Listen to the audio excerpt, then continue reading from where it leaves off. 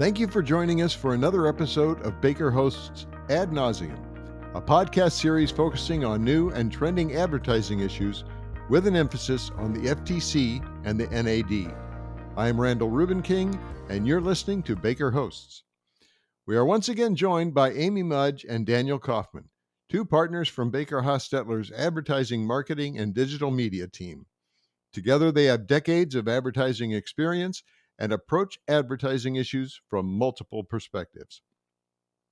On today's episode of Ad Nauseam, Amy and Daniel talk about how the FTC has approached native advertising and what you need to know. With that, welcome to Ad Nauseam, and let's turn it over to Amy and Daniel.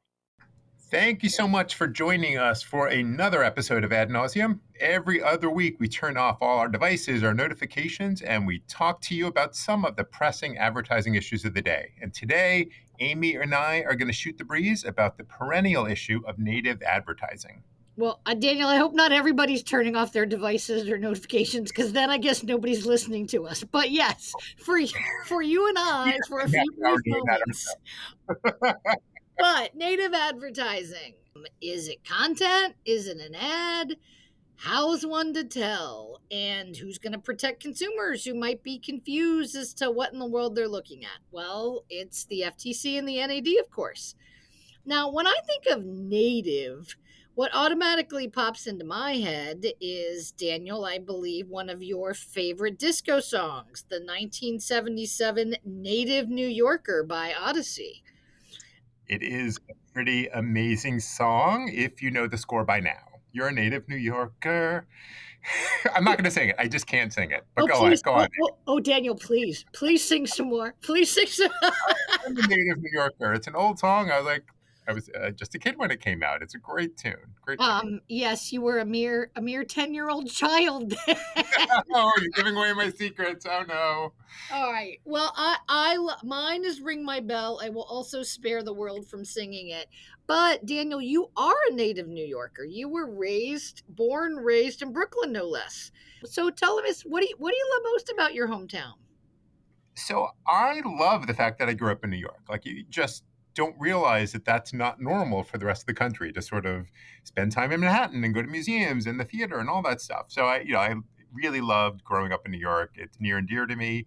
I haven't lived in New York for many years, and I still consider myself to be a native New Yorker. So I love the theater. And I'm not a food snob generally, but the pizza and the bagels, like, you cannot beat that. And every time I go back to New York, it's time for pizza, it's time for bagels. And how about you, Amy? I know you love the city also. You know what's interesting? Well, I do love the city, but I was not born and raised there. And I do feel like Eloise when I go there, just very small and not sure but it's fun. I love the same things too. Theater, pizza, bagels. And I love this time of year. I'm actually headed to New York tomorrow. It's that short period of time where it's not freezing, but it doesn't smell like garbage everywhere yet. Yeah, the summertime odors in New York, that is just terrible. Absolutely. Okay, so as much as I would love to spend the next 20 minutes talking about the joys and traumas of growing up in New York, and there's a lot of that, I think that's another podcast. But today we're going to focus on the native advertising. And it's one of those topics that's been around for a long time. Back in the 60s, the FTC raised concerns in an advisory opinion about print ads that were appearing in newspapers that resembled an article written about a local restaurant. It highlighted the food, the service, the prices. And the commission decided that what was missing here was some clear indication that this was an ad. And they said it was okay to use formats like this, but the FTC specifically suggested using the word advertisement in clear type and sufficiently large to be readily noticeable. And we started to see that for many decades, those magazine ads that had the word advertisement top center. Mm-hmm. The commission did note, however, that there are some situations where the format of an ad may so exactly duplicate a news or feature article as to render such a caption meaningless and incapable of curing the deception. Yes, advertisement or advertorial have been here for a long time. But Daniel, I think we need to be clear here that, many times it's obvious when something is advertising, all right? In the print ad, if there was an ad for the restaurant on the side, we don't need a badge to make that clear. But here we're really talking about when that content is created based on some kind of commercial relationship, and then it's just inherently interwoven with what people would consider to be the editorial content. And, the ads and the next big development, though, because this has been a process with the FTC, I think is kind of the Georgetown Publishing case from the mid 90s. Another fabulous decade, maybe not as good as the 70s or the 80s, but it's up there. When the FTC brought an action against a publisher that it alleged sent consumers what appeared to be an independent book review, and it looked like it was torn out of a magazine. And then attached to the review, there was a sticky note, a self adhesive yellow note with a handwritten, personalized message saying, "Try this, it works." I mean, it was a pretty cool ad. It was a pretty cool ad when you think about it. And in the FTC's press release, and this was a case brought during the legendary Jody Bernstein days when she was the BCP bureau director. Look, it said, this case highlights the growing trend of marketers to disguise their advertising as something other than a commercial pitch. And they went on to say it's a well-established principle that advertising may not deceptively mimic the format of editorial or news content. So that an endorsement represented as being independent must truly be so. And the FTC noted, look, consumers rely on these independent reviews and endorsements when they're making their purchasing decisions. And then the so what? The FTC said their decisions may be distorted if the information they're receiving is, unbeknownst to them, an advertiser's message. So I was lucky enough when I joined the FTC in 1998. Jody Bernstein was the bureau director, and it was really great. I was a staff attorney then. I got to meet her a few times and get to see Jody in action. And that quote really well summarizes why this is an important issue and why the FTC has literally focused on it for decades. But the next building block in the 90s was the Blue Blockers case, where the FTC went after program length commercials after the FCC changed its rules and cleared the way for such things. The FTC stepped in and made it clear that in a 30-minute commercial looked like a talk show, there had to be some sort of clear disclosure throughout that what was being watched was an ad. Yeah, talk show or news programs. I mean, those were big kind of when this stuff moved to video. But, it really did take a new life of its own kind of in the last decade or so when online publishers began accepting pieces that were written by brands, or they started writing content that the brands paid for. And that was the time the FTC expressed concern over whether that sponsored content, which is so ubiquitous now, but was kind of a new thing at the time, was sufficiently distinct from editorial content. Very similar to the concerns that were expressed distinguishing between sponsored and native search results with search engines. But I will tell you, as an aside, the first time I was asked to speak about this was probably in the early 2010s. And I got the speaking invite to talk about native advertising and legal implications. And I literally for a moment thought I was being asked to address Indigenous people appearing in ads. Okay, this was very new at the time. All right, I'm not as dim as this makes me sound, I hope. But I had done a fair amount of speaking then about how women were portrayed in ads and the legal issues that those things raised. So I thought this was connected and related. But thankfully I figured it out before I had to give this speech. I didn't show up talking about the Indian on the Land O'Lakes butter, but which has since been removed. But we can talk about stereotypes in advertising another day. That's something I'm not sure if it is as lengthy a discussion as your traumatic upbringing in Brooklyn, but we'll put it on the list. But back to my speech, I did what we all do then, which is I said, all right, this is a new advertising technique. It's growing in popularity. It's a thing. And we're trying to figure out what the legal issues are. So, we look at what we know and really looking back to this history of how the FTC treated these advertorials and infomercials and about what the potential consumer harms were when not realizing something is an ad is exactly how we start kind of unpacking something new, going back and looking at what we already know. So a lot of this line of thinking is described in the FTC's 2015 enforcement policy statement on deceptively formatted ads. And I actually really like that. A lot of times these statements do go into the history and why things developed the way they did. And that statement, to be clear, covers native advertising, but also influencers, endorsements, things of that nature. The report followed a 2013 workshop that had the very unfortunate name of blurred lines. We're not going to talk about that. But the main point of the policy statement was that the time-tested truth in advertising principles were driving the train here, and people online and using social media needed to understand if they were seeing editorial content or an ad. In short, the policy statement makes it clear that at its core, an ad's format can be deceptive if it's materially misleading consumers about the ad's commercial nature. The concept, pretty straightforward, but as you and I can both attest, it's a lot more complicated than it Mhm. might seem. Now, I know, Amy, I know we're focusing today about all of your speaking engagements. I think you spoke at the Blurred Lines workshop, didn't you? I did, I did. And actually, though, I know you said we're not going to speak of it. I had actually heard the FTC staff lawyer named at Blurred Lines was not aware that that was a song, let alone aware that that was a huge controversy at the MTV VMAs with Miley Cyrus and Robin Thicke, and was completely and blissfully ignorant to this entire thing that was unfolding around And the workshop. But yes, I did speak at that workshop and it was absolutely terrifying. And why did I speak at that workshop? The FTC actually really wanted industry reps to speak, and P&G was there, but they had a really hard time finding other brands who were going to show up and talk to the FTC about this new thing. It seems a little bit kind of like, we'll call it breaking into jail, to share with the FTC what you're doing at the same time that the FTC is formatting their thinking about whether there might be a problem about some of this emerging sponsored content. Now, as an aside, but I think it's related here, at the time when I was doing this, I called a bunch of clients, a bunch of friends, we're a small bar, and said, "Hey, what are you doing? Are you guys involved in native advertising?"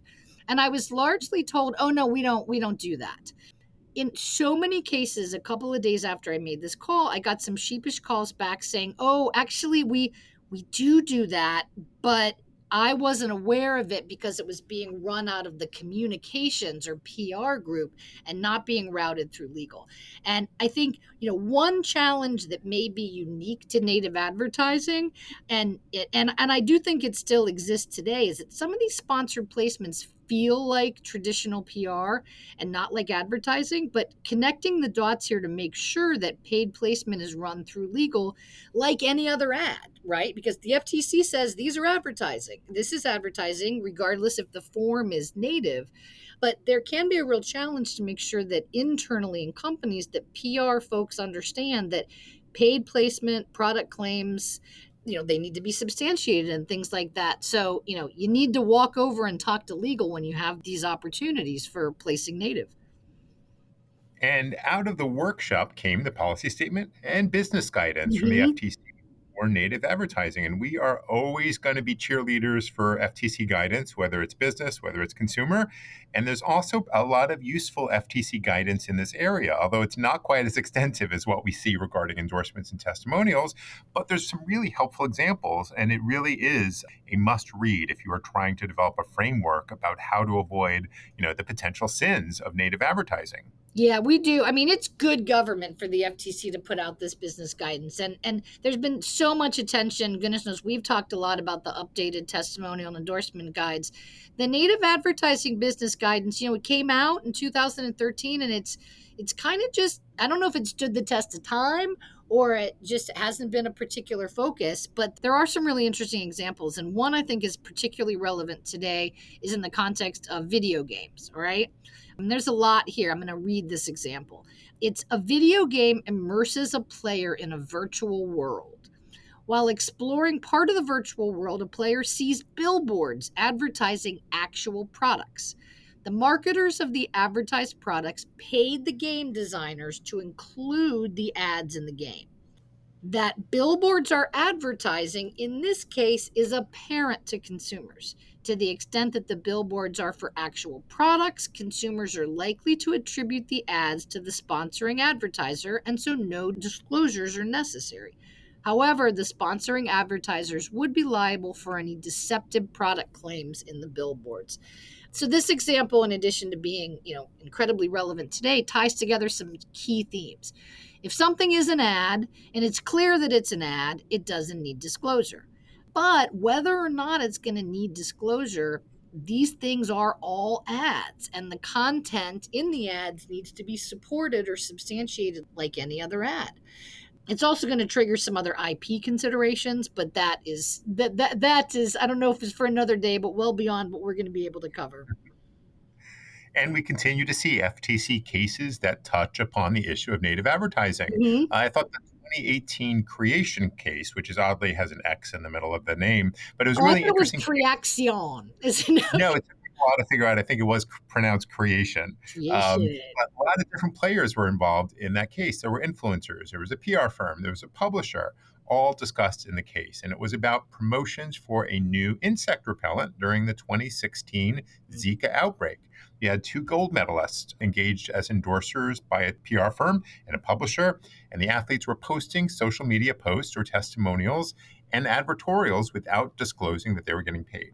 The publisher then reposted the endorsements, again without disclosure, and the publication also ran paid ads for the product that were also disguised as articles or features of interest to the readers. So there's a lot to digest in this creation case. We had content disguised as editorial that was actually advertising, and the FTC order, among many other things, prohibit these guys from misrepresenting that paid commercial advertising is a statement of opinion from an independent or objective publisher or source.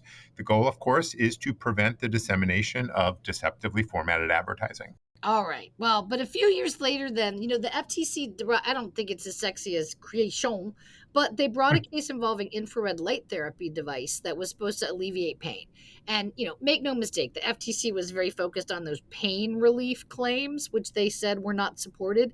But they also took issue with some native ads specifically that the company used, or commercial content that was disguised as independent journalistic content.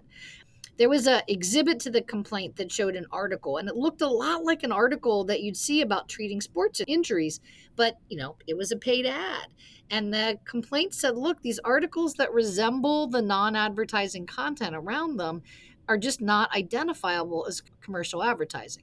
So I think we've kicked those tires, but what was really interesting here is the FTC's order also said if consumers or other people share these articles on social media, there's also no disclosure that will travel with the ad. So not only do we have to think about is a piece of content itself advertising and have the appropriate disclosures, but we have to think because a lot of this stuff is almost all this stuff is on social media. We have to think about that sharing aspect and does any disclosure travel with the article? So, Amy, we've been focused a lot on what the FTC has been doing in this space, and I know we're seeing more and more out of the NAD on these issues. So, what are some of the recent NAD matters that you think are worth highlighting? Yeah, there've been a bunch this year, actually. Now, NAD did have a lot of early cases before the FTC put out its guidance. And there was a lot of talk at that time, but 10 plus years ago, about native advertising. And I thought it was a really good use of the self-regulatory forum that the NAD said, look, we're more nimble. We can move more quickly than the FTC in terms of getting out guidance or certainly our policy statement. So we're going to give some guidance while the FTC kind of figures this out. And this was something Laura Brett did when she was a staff attorney at NAD before she became director. And those cases are still, they pretty much stood the test of time. But more recently, the NAD's brought a bunch of monitoring cases in the past year that focused on lists or recommendations where there are affiliate links. I know we've talked about these in a few other podcasts, but I think the idea is setting up an editorial wall and figuring out what goes on either side is not always black and white. You can have an editor that's writing product reviews without any commercial engagement, but later a business person comes on the back end and adds affiliate links. So the publisher can get some revenue when there are sales made based on their reviews. And that's been something the NAD has really been trying to parse through. I think one of the really interesting things and something that's a little bit different is just in the last month, the FTC had a case involving amplifying content. So we talked a little bit about the FTC's case about sharing content. This is when you try to get more eyeballs onto the piece. And the case was about, I hope I'm saying this right, Karuma sneakers, where there was content about the shoes, all right? And on the publisher site, it was labeled as sponsored. In that context, it was clear. It was an article reviewing Karuma sneakers. It was very clear that Karuma was the sponsor.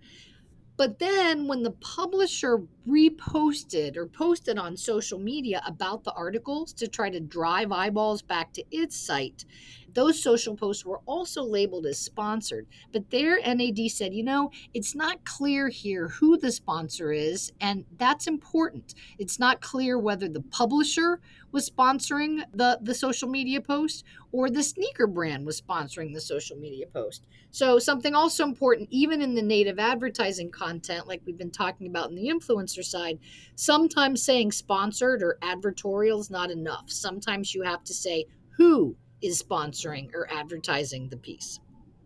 There are few guarantees in life, Amy, but I can guarantee we'll be seeing a lot more from both the FTC and NAD on the issue of native advertising. But let's not forget the kiddos, because I am always one to remind us about the children audience. The FTC's recent report on stealth advertising really highlighted that everything we've been talking about today goes double for kids and teens who may have an even harder time distinguishing between advertising and content. And one thing I really enjoyed about this FTC report there were recommendations about how to avoid stealth advertising to kids. And recommendation number 1, do not blur your advertising. I appreciate guidance that is blunt and clear. Bottom line, if you are targeting kids, you got to be especially cautious.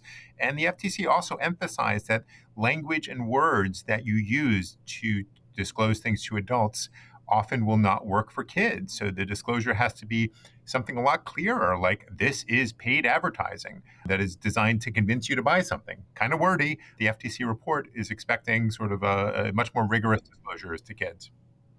As we said, there's a lot of issues here that mirror some of what we've said. And we'll continue to say about testimonials and the importance of these unavoidable, very clear disclosures.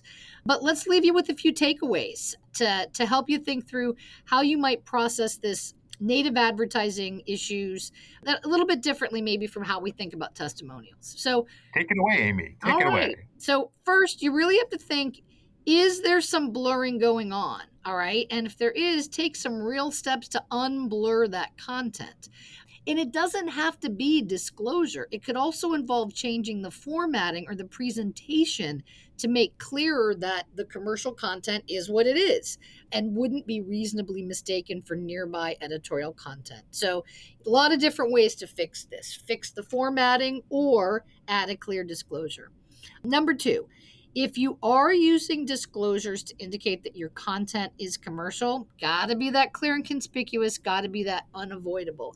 And that's visual highlighting online, in addition to a well-placed sponsored by brand at the top is going to be best.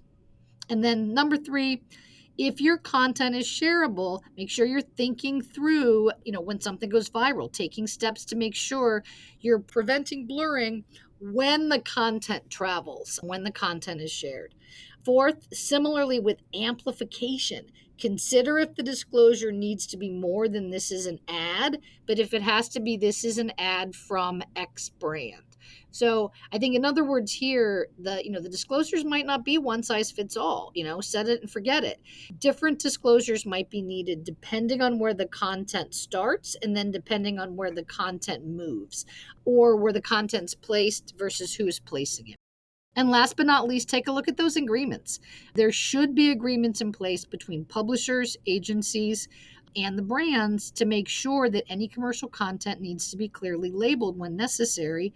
And if the disclosures aren't clear and conspicuous, or if there are product claims that go beyond what the brand can support, that the brand has the ability to update and improve that content. And with that, thank you so much for joining us for another episode of Ad Nauseam. Thank you, Amy and Daniel. If you have any questions for Amy or Daniel, their contact information is in the show notes.